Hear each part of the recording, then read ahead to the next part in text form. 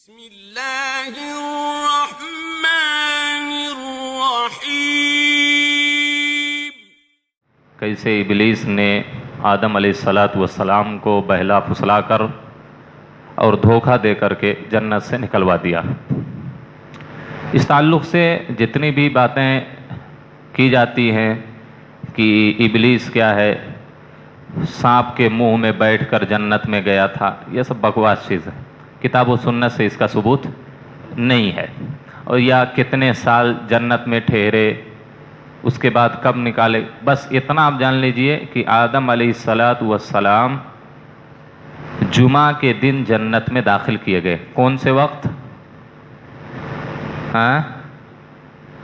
جمعہ کے دن عصر کے بعد آخری گھڑی، بالکل مغرب سے پہلے، مغرب سے وقت ہونے سے پہلے آدم علیہ السلام کو جنت میں داخل کیا گیا۔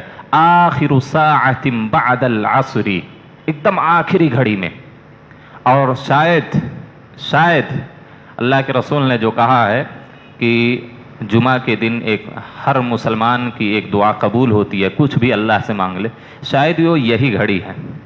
اللہ نے انسانیت کے اکرام میں آدم علیہ السلام کی تکریم کی خاطر شاید وہ گھڑی مقرر کی ہے، تو وہ گھڑی بالکل مغرب سے پہلے کی ہے، مغرب سے جسٹ پہلے کی، لہذا مغرب سے جو آدھا گھنٹہ پہلے وقت ہے اس کو غنیمت سمجھے، اس میں اللہ سے دعا کریں، اللہ سے مانگیں، اللہ کے سامنے روئیں، اللہ سے مغفرت کا سوال کریں۔ وہی مغرب سے پہلے کی گھڑی جمعہ کے دن، تو اسی وقت آپ کو داخل کیا گیا جنت میں۔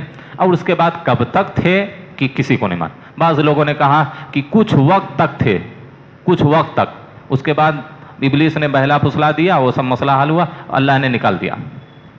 لیکن یہ بات طے ہے کہ عصر کے بعد جمعہ کے دن مغرب سے پہلے داخل کیے گئے، اور اس کے بعد پتہ نہیں کتنے سال تک تھے یا کتنے دن تک تھے، کتنا گھنٹہ تھے، جمعہ ہی کے دن اللہ نے جنت سے نکال دیا ان کو، جمعہ ہی کے دن جنت سے نکالا، اور جمعہ ہی کے دن زمین پر وہ آئے، اور جمعہ ہی کے دن آپ علیہ السلام کا انتقال ہو گیا۔ اسی طریقے سے اچھا کوئی بتلائے آدم علیہ السلام کا ذکر قرآن میں کتنی مرتبہ آیا؟ آدم علیہ السلام کا ذکر قرآن میں کئی بار آیا ہے، لیکن کتنی بار آیا ہے؟ آدم علیہ السلام کا ذکر قرآن میں 25 مرتبہ آیا، 25 ٹائمز آدم علیہ السلام کا نام قرآن میں ذکر کیا گیا ہے۔ جی، اب اسے کیا درس ملا ہم کو؟ اب ذرا سوچے، آدم علیہ السلام کے لیے حکم دیا گیا سارے فرشتوں کو کہ وہ سجدہ کرے، سب نے سجدہ کیا، ابلیس نے سجدہ نہیں کیا۔ لوگ سوال کرتے ہیں کہ ابلیس کو سجدہ کرنے کا حکم کیوں دیا گیا؟ وہ فرشتہ نہیں تھا، اور صحیح بات یہی ہے کہ ابلیس فرشتہ نہیں تھا۔ بعض لوگ کہتے ہیں پہلے فرشتہ تھا، نہیں، پہلے نہ فرشتہ تھا، نہ آپ فرشتہ، نہ ہوگا کبھی فرشتہ۔ وہ اللہ نے خود سورہ کہف میں کیا بیان کیا؟ کان من الجن، یہ جناتوں میں سے تھا، یہ پہلے ہی سے شیطان تھا۔ جنات شیطان میں بعض لوگ فرق کرتے ہیں کہ جو لوگ اچھے ہوتے ہیں ان کو جنات کہتے ہیں، جو لوگ برے ہوتے ہیں ان کو شیطان کہتے ہیں، نہیں، جنات شیطان سب ایک ہی ہیں، یہ سب ناری مخلوق ہیں، یعنی آگ سے پیدا کی گئی ہیں، تو ان میں کچھ اچھے ہوتے ہیں، کچھ برے ہوتے ہیں، تو یہ پہلے سے جنات تھا، سمجھ رہے ہیں، جناتوں میں سے تھا، فرشتوں میں سے نہیں تھا۔ لیکن فرشتوں کو سجدہ کرنے کا حکم دیا گیا، تو ابلیس کو کیوں دیا گیا؟ وہ فرشتوں میں سے نہیں تھا۔ تو لوگ اس کی حکمت بیان کرتے ہیں کہ فرشتوں میں اس کا ایک بڑا مقام تھا، اس وقت جو آسمانی مخلوق تھی اس میں ایک بڑا مقام تھا، بڑا عالم تھا، یہ بڑا عابد تھا، علم بہت زیادہ، یہاں تک کہ لوگ لکھتے ہیں مفسرین کی فرشتوں کو یہ درس دیتا تھا جنت میں بیٹھ کر، بہت بڑا عالم تھا، بہت بڑا عابد و زاہد تھا۔ تو اللہ نے اس بنیاد پر اس کو بھی حکم دیا تم بھی سجدہ کرو، لیکن اس نے دیکھیے سجدہ کرنے سے انکار کر دیا۔ کیوں؟ تکبر کی وجہ سے، گھمنڈ کی وجہ سے، میں بڑا انہیں چھوٹا۔ اب ذرا اس جملے پر غور کریں، اگر ابلیس جو اتنا بڑا عالم، اتنا بڑا عابد، بعض لوگ تو یہاں تک کہتے ہیں کہ آسمان و زمین کے اندر کوئی ایسی جگہ نہیں ہے جہاں اس نے سجدہ نہ کیا ہو، یہاں تک لوگ بولتے ہیں۔ اب ذرا سوچے، ایک سجدے کی بنیاد پر جہنم اس پر واجب ہو گئی، جنت حرام ہو گئی۔ ہمیشہ ہمیشہ کے لیے وہ اللہ کی لعنت کا مستحق ہو گیا، ہمیشہ ہمیشہ کے لیے وہ ذلیل و خوار ہو گیا. پوری انسانیت قیامت تک اس کے اوپر لعنت بھیجے گی، اس سے اس کے برائیوں سے پناہ مانگتی ہے. سب سے بدترین مخلوق اللہ نے اس کو بنا دیا. کیوں؟ صرف ایک سجدہ اس نے نہیں کیا. ہم اپنی زندگی میں اللہ کا کتنے سجدے سے منہ موڑ لیے، کتنی نمازیں چھوڑی ہیں. غور کیا آپ نے؟ ایک سجدے کی بنیاد پر اگر اللہ جنت سے اس کو نکال دیا، اس پر قیامت تک کے لیے لعنت واجب کر دی، جہنم اس کے اوپر واجب کر دی، جنت حرام کر دی، ایک سجدہ نہ کرنے کی وجہ سے. ہم اپنے آپ کو مسلمان کہتے، کتنے سجدے اللہ کے لیے ہم نے چھوڑ دیے، واجبی سجدے کتنے ہم نے چھوڑے ہیں. ذرا بتلائیے ہمارا انجام کیا ہو سکتا ہے. ایک سجدے کی بنیاد پر اتنی بڑی سزا مل سکتی ہے ایک عابد کو، ایک عالم کو، ہے تو ہزارہ سجدہ ہم چھوڑ رہے ہیں، کتنی نمازیں ہم چھوڑ دے رہے ہیں، کیا انجام ہوگا ہمارا. اللہ ہم سب کی حفاظت فرمائے. اللہ ہم سب کو 5 وقتہ نماز با جماعت ادا کرنے کی توفیق دے. تو یہ پہلا نقطہ، ذرا ایک سجدے کی بنیاد پر اتنی بڑی سزا ملی. دوسری بات، شیطان یا ابلیس نے تکبر کی بنیاد پر کیا ہے سجدہ کرنے سے انکار کر دیا. معلوم کیا ہوا؟ تکبر یہ ایسا مرض ہے، ایسا کینسر ہے کہ جس انسان کے دل میں یہ پنپتا ہے وہ اس انسان کے دل سے ایمان نکل جاتا ہے، ایمان نکل جاتا ہے. تکبر کی وجہ سے آدمی حق بات کو چھوڑ دیتا ہے. بہت سارے ایسے معاملات ہوئے، مول صاحب نے کہا نہیں، کیا ان کو تکبر یہ اتنی خطرناک بیماری ہے، اتنا خطرناک گناہ ہے کہ انسان کو راہ حق سے بھی روک دیتا ہے، انسان کو ایمان سے بھی دور کر دیتا ہے، انسان کو اللہ کی عبادت سے بھی یہ دور کر دیتا ہے تکبر.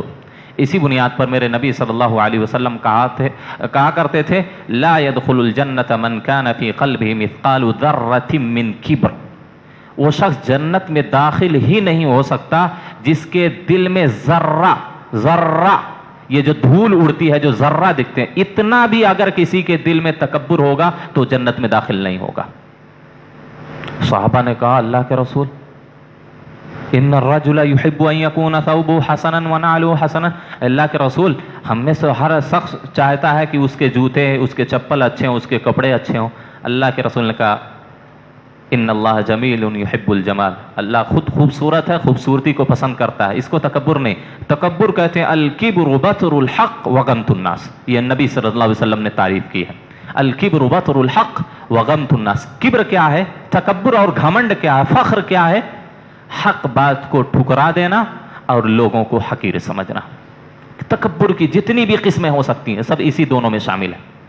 آپ کسی کے سامنے قرآن کی آیت پڑھ کر سنائیں کہ نہیں یہ حرام ہے، ایسا نہیں کر سکتے، انہیں نہیں ماننا، یہ تکبر ہے. حق بات کو ٹھکرا دینا، قرآن و حدیث اس کے سامنے پیش کی جائے پھر بھی وہ تسلیم نہ کرے، یہ آدمی متکبر ہے. اسی کے تعلق سے کہا کہ جو تکبر کی وجہ سے اللہ کی آیتوں کو چھوڑ دیتے ہیں، اللہ کی آیتوں کو نہیں سنتے، اس پر عمل نہیں کرتے، لا يدخلون الجنت حتى يلج الجمل فی سم الخیاط. یہ لوگ جنت میں اس وقت تک داخل نہیں ہو سکتے جب تک کہ اونٹ سوئی کے سوراخ میں داخل نہ ہو جائے. سوئی اس کا سوراخ اتنا باریک ہوتا، اس میں سے اونٹ کیسے داخل ہوگا؟ اللہ نے کہا جو میری آیتوں سے تکبر کرتے ہیں، میری آیتوں کو تکبر کی بنیاد پر نہیں مانتے، گھمنڈ کی بنیاد پر نہیں مانتے، یہ لوگ بھی اسی طرح جنت میں نہیں داخل ہو سکتے جس طرح اونٹ سوئی کے سوراخ میں داخل نہیں ہو سکتا ہے. تو حق بات کو ٹھکرا دینا. آج مسلمانوں کا ایک بڑا طبقہ، ان کے سامنے قرآن کی آیتیں پیش کرو، حدیثیں پیش کرو، سلف کے عمل پیش کرو، نہیں ماننے کے لیے تیار ہے. نہیں مانتے ہم. ہمارے مول صاحب ویسا نہیں بولتے. ہمارے مصعب دو یہ تکبر، یہ آج کل اہل حدیثوں میں یہ بھی چیز پائی جا رہی ہے.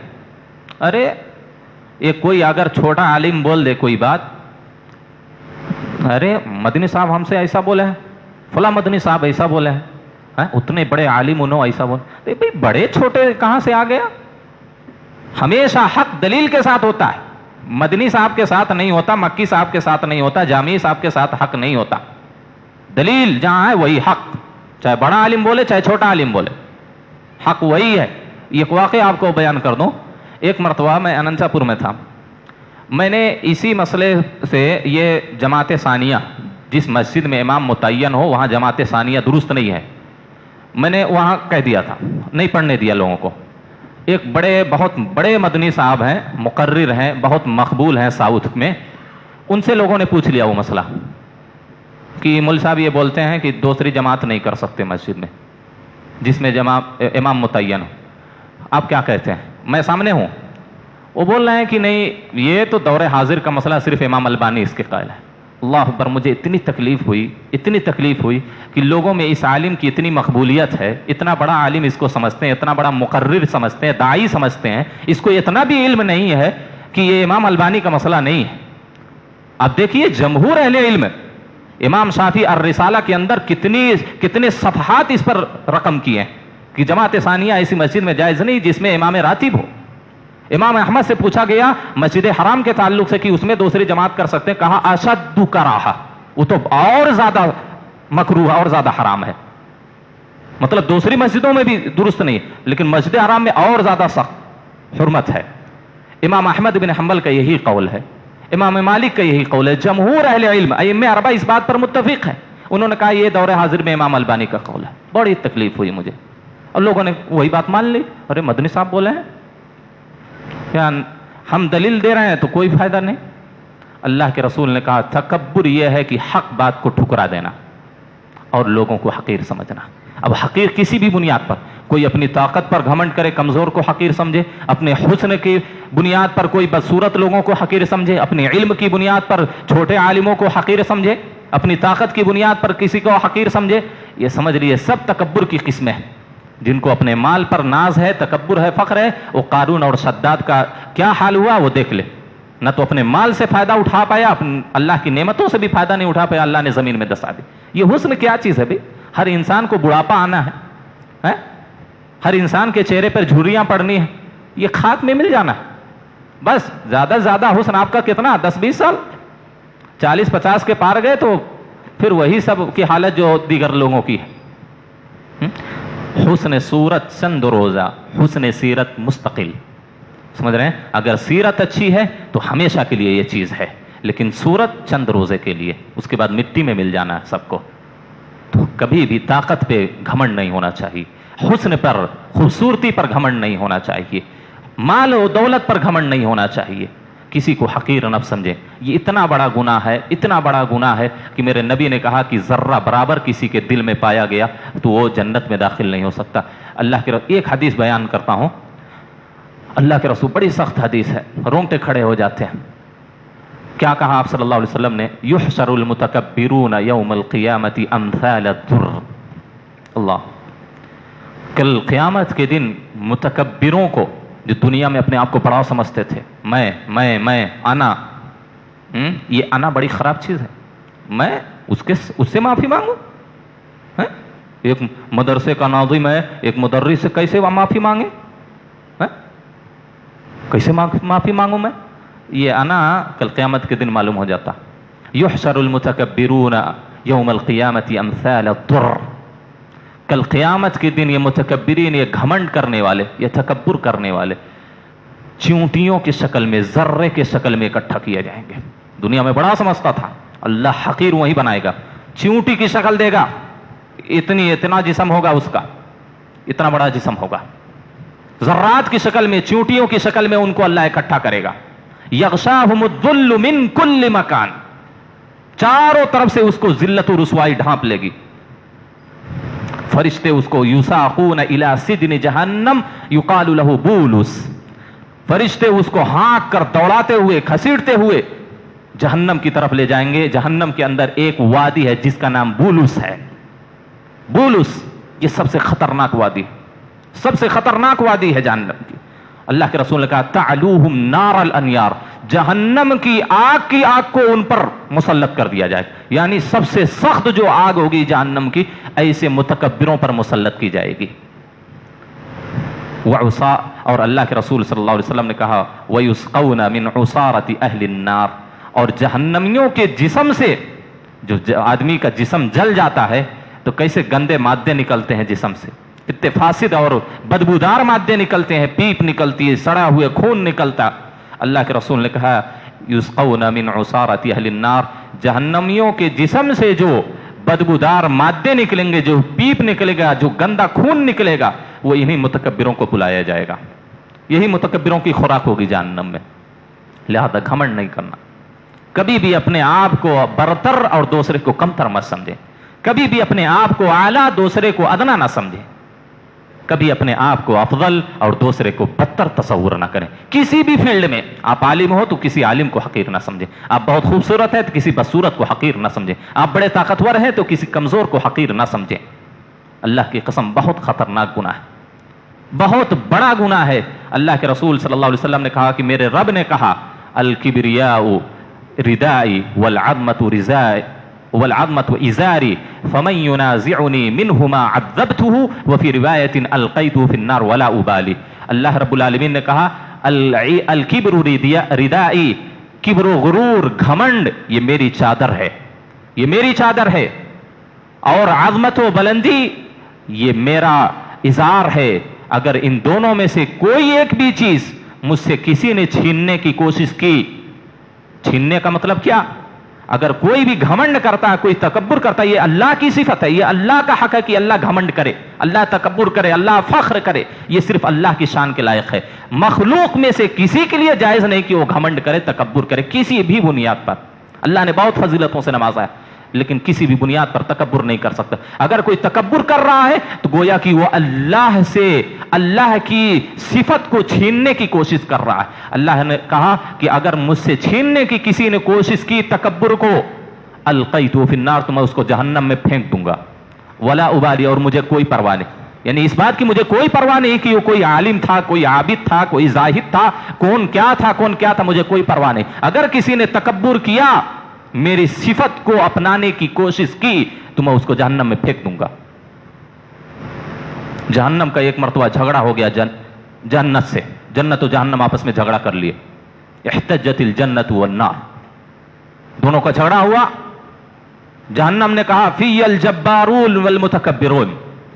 دیکھیے جہنم خود کہہ رہی ہے کہ میرے اندر، جنت کو حقیر سمجھ رہی وہ نے، جہنم میرے اندر سرکس لوگ ہوں گے، جبار لوگ ہوں گے، متکبر لوگ ہوں گے، فخر و گھمنڈ کرنے والے لوگ ہوں گے. جنت نے کہا فی ضعفاء الناس ومساکین. جنت کہتی ہے کہ میرے اندر مساکین لوگ ہوں گے، غربا لوگ ہوں گے، ضعیف اور کمزور نادار لوگ ہوں گے. اللہ نے کہا، دونوں کو چپ کرایا، تم لوگ مت جھگڑو. اللہ نے دونوں جنت و جہنم سے کہا مت جھگڑو، تم دونوں کا پیٹ بھرنا میرے ذمہ ہے، تم دونوں کا پیٹ بھرنا میرے ذمہ ہے. انکی، اللہ نے جنت سے کہا یا جنت انکی رحمتی ارحم بکی من اشاء، اے جنت تو میری رحمت ہے، میں تیرے ذریعہ جس پر چاہوں گا رحم کروں گا، یعنی جنت میں داخل کروں گا. وانکی النار عذابی وعذب بکی من شاء، اے جہنم تو میرا عذاب ہے، میں تیرے ذریعہ جس کو چاہوں گا عذاب دوں گا. تو دیکھیے جہنم بھی اس بات کو تسلیم کر رہی ہے کہ میرے اندر متکبرین لوگ ہوں گے، سرکش لوگ ہوں گے، گھمنڈ کرنے والے ہوں گے، لوگوں کو حقیر سمجھنے والے ہوں گے، حق بات کو ٹھکرانے والے ہوں گے، میرے اندر ہوں گے. تو یہ گھمنڈ دیکھیے ابلیس کو کہاں سے کہاں پہنچا دیا. اور دنیا ہی میں دیکھ لیجیے، قارون اور شداد نے گھمنڈ ہی کیا تھا. اللہ کی طرف اس نے، لوگوں نے پوچھا کہاں سے یہ سب آیا مال تمہارا؟ انا علم ہے. اس نے کیا کہا؟ ارے میرے پاس فن ہے، میرے پاس ہنر ہے، میں نے اپنے بلبوتے پر کمایا ہے. اللہ کا شکر ادا نہیں کیا کہ نہیں اللہ نے مجھے دیا، اللہ کا فضل ہے، میں نے اپنے بلبوتے پر کمائے. قال انما اوتیت علی علم عندی، اپنے ہنر کی بنیاد پر کمایا ہوں میں. اللہ نے کہا ٹھیک، ہنر کی بنیاد پر کمایا، تجھے یہ فخر ہے. اللہ نے اسی وقت کیا ہے زمین میں اس کو دھسا دیا، اس کے مال سمیت. گھمنڈ نہیں، تکبر نہیں، کسی کو حقیر نہ سمجھو، کسی بھی باب میں، کسی بھی چیز میں. ورنہ اللہ رب العالمین ایسا انجام دکھائے گا. اس دنیا کے اندر بھی تکبر کا انجام اللہ دکھاتا ہے. جیسا کہ یہ سب لوگوں کو دیکھ لیا, انا ربکم الاعلی کا نعرہ لگاتا تھا, اس کا انجام کیا ہوا. اور جتنے بھی ظالم اور متکبر لوگ گزرے ہیں سب کا انجام اللہ نے دنیا میں دیا. آخرت میں ہے عذاب, لیکن دنیا میں بھی متکبروں کو اللہ عذاب دیتا ہے. ایک واقعہ ہے پہلی قوموں کا, صحیح حدیث ہے, بینما رجل یمشی فی حلۃ تعجبہ مرجل رأسہ وهو یختال فی مشیتہ. حدیث کے اندر آتا ہے ایک آدمی خوبصورت لباس پہن کے چل رہا ہے, خوب اچھا لباس جوڑا اور بالوں میں کنگھی کی ہوئے ہے, یختال فی مشیتی, تکبر کے ساتھ چل رہا ہے, اٹک مٹک کر چل رہا ہے.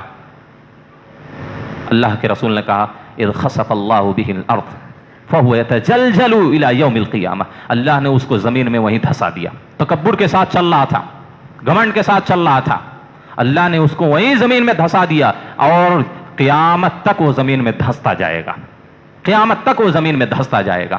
اللہ کے رسول نے دوسری روایت میں کہا کہ من تعاظم فی نفسہ, جو اپنے آپ کو بڑا سمجھتا ہے, جو اپنے آپ کو بڑا سمجھتا ہے, میں اللہ کے رسول نے کہا کل قیامت کے دن اس حال میں اس کی ملاقات ہوگی کہ اللہ اس پر سخت غصہ ہوگا, اور جس پر اللہ غصہ ہوگا وہ کامیاب نہیں ہوتا. تو تکبر بہت بری شے ہے, بہت بری شے ہے, کسی کے لیے جائز نہیں ہے وہ کسی کے خلاف تکبر کرے. تکبر کی 3 قسمیں ہیں. ایک تکبر علی اللہ جو کہ کفر ہے. اگر تکبر اللہ کے ساتھ کوئی کرتا ہے کفر ہے, جیسا کہ فرعون نے کیا, مشرکین نے کیا. قالوا وما الرحمن, کون رحمان, رحمان کون, انا اسجد لما تأمرنا وزادهم نفورا, کس رحمان کی بات کرتے ہیں اس کے لیے ہم سجدہ کریں. یہ تکبر اللہ کے ساتھ, کافر. رسول کے ساتھ تکبر. رسول کی دیکھیے جتنی تعلیمات جو رسول نے لایا لوگوں نے ٹھکرا دیا, اللہ نے ان کو انجام دنیا میں دکھایا. یہ تکبر ہے, یہی سب سے بڑا تکبر ہے. حق بات کو ٹھکرا دینا یہ سب سے بڑا تکبر ہے. تو رسول جو قوموں کے پاس آئے ان قوموں نے تسلیم نہیں کیا ان کی باتوں کو, یہ تکبر سب سے بڑا. اللہ نے دنیا میں انجام کیسا کیسا عذاب دیا, قوم سمود کو, قوم نوح کو, سب کو دیکھ لیجئے, یہ تکبر ہے. تو رسول کے ساتھ بھی تکبر کفر ہے. ما ھذا بشرا, یہ کون رسول, کمزور ہے, ہماری طرح انسان ہے, اس پر ہم کیوں ایمان لائیں, اس کی بات ہم کیوں مانیں. یہ رسول کے ساتھ کفر. اور بندوں کے ساتھ کفر, جو اپنے آس پاس جو لوگ رہتے ہیں ان کے ساتھ جو تکبر کرتے ہیں, یہ بھی بہت عظیم گناہ ہے. بسا اوقات آدمی اگر حق کے معاملے میں اگر تکبر کرتا ہے, حق بات کو ٹھکرا دیتا ہے, تو ایسی صورت میں اس کا انجام بہت خطرناک ہے, ورنہ تو گناہ کبیرہ ہے. اللہ سے دعا ہے کہ اللہ ہم تمام لوگوں کو تکبر جیسی مذموم صفت سے دور رکھے. اللہ ہمیں تواضع, خاکساری اختیار کرنے کی توفیق دے. اللہ جب تک زندہ رکھے کتاب و سنت کے مطابق زندگی گزارنے کی توفیق دے. جب خاتمہ ہو تو خاتمہ بالخیر عطا فرمائے. آمین. وآخر دعوانا الحمدللہ رب العالمین.